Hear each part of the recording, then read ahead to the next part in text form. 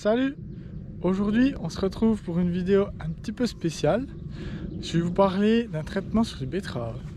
Alors, quand on a des betteraves ou d'autres cultures, il y a aussi par exemple le tournesol, et ben on a un petit problème avec un animal, c'est les limaces.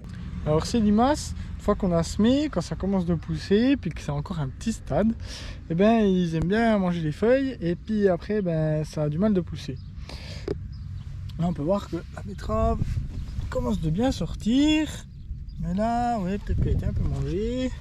Là aussi, là ça ouais, ça va, pas complètement. Là elle est assez belle.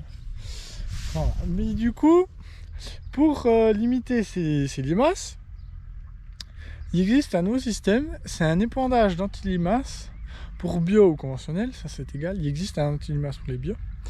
Un système d'épandage d'anti-limaces avec un drone. Et puis il est venu déjà faire 2 traitements ici. Il épand, c'est des petites granulés bleus. Et puis lors du deuxième passage, du deuxième traitement, on a fait une présentation avec le groupe Talandi. Enfin, du coup, on a présenté tout ça. Puis j'ai profité de filmer, autant avec le drone qu'avec la GoPro. Puis on peut voir le drone qui est fait pour le traitement, qui prend et tout. J'ai filmé aussi quand ils expliquent, les explications, tout ça. Et puis, je vais vous partager tout ça, je vais vous montrer. Ça peut en intéresser plus d'un, je pense. Et puis c'est aussi très intéressant de voir, par exemple nous maintenant on a le robot qui permet de semer et sarcler. Et maintenant il existe un drone aussi pour pouvoir par exemple mettre l'anti-limace. On peut faire d'autres traitements aussi avec. Le seul entre guillemets bémol ou inconvénient, c'est que c'est des petits dosages. Par exemple pour l'anti-limace c'est 7 kg hectare. Donc on en épand des petites quantités, donc ça va, c'est un petit réservoir sur le drone, donc ça passe. Mais on peut pas épandre, c'est de l'engrais à des grandes quantités, genre 30 kg hectare, c'est un petit peu compliqué parce que le réservoir du drone fait environ 30 kg.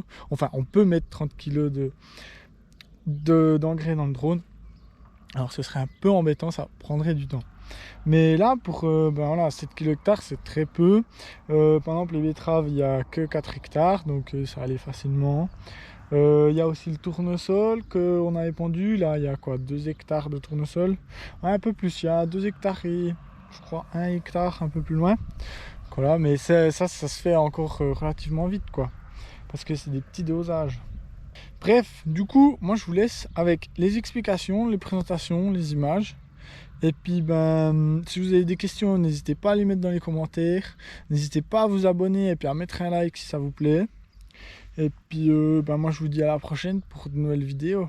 Allez, bon visionnage!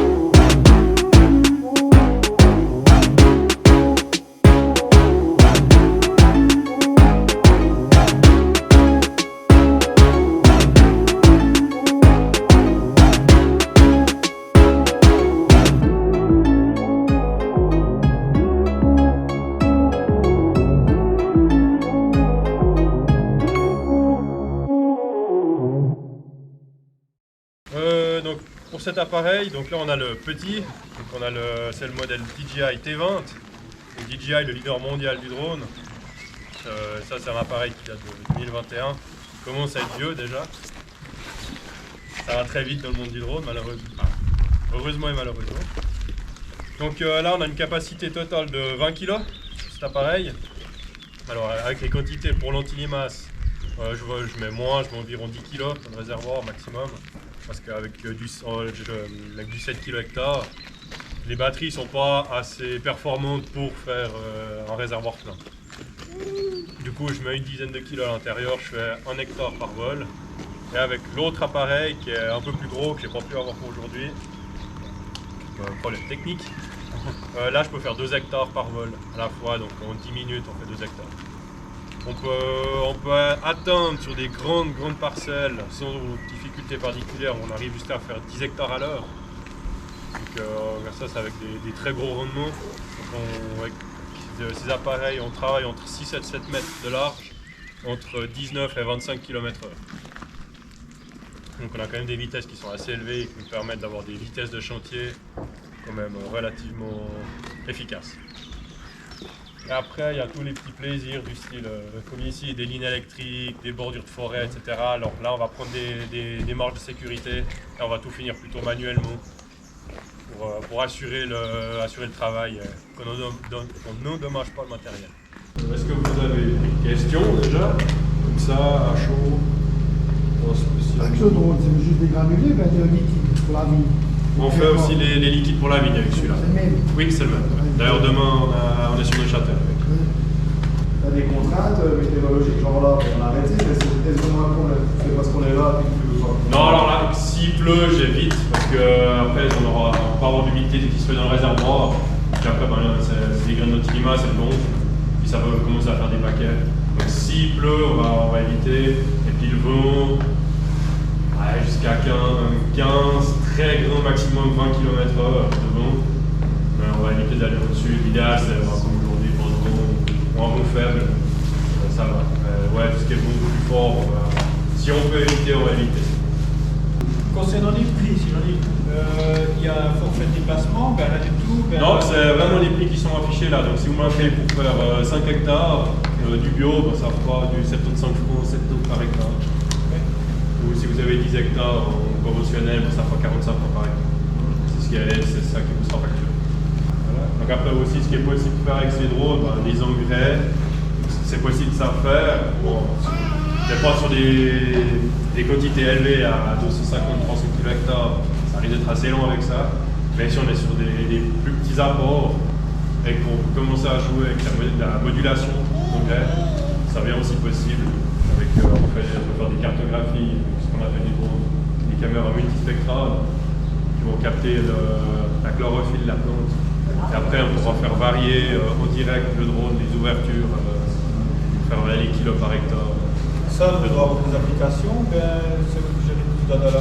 Pardon? Oui, avec justement cette régulation de dose. C'est tout géré par le logiciel du drone. D'accord. Oui. Donc on vient faire une cartographie en avant, on met ça dans l'ordinateur qui va lui dire ok, à cette valeur-là, à ce taux-là, je veux tant de kilo hectare, à ce taux-là, je veux ça, le taux moyen, je veux ça. Et après il va varier automatiquement sur la parcelle.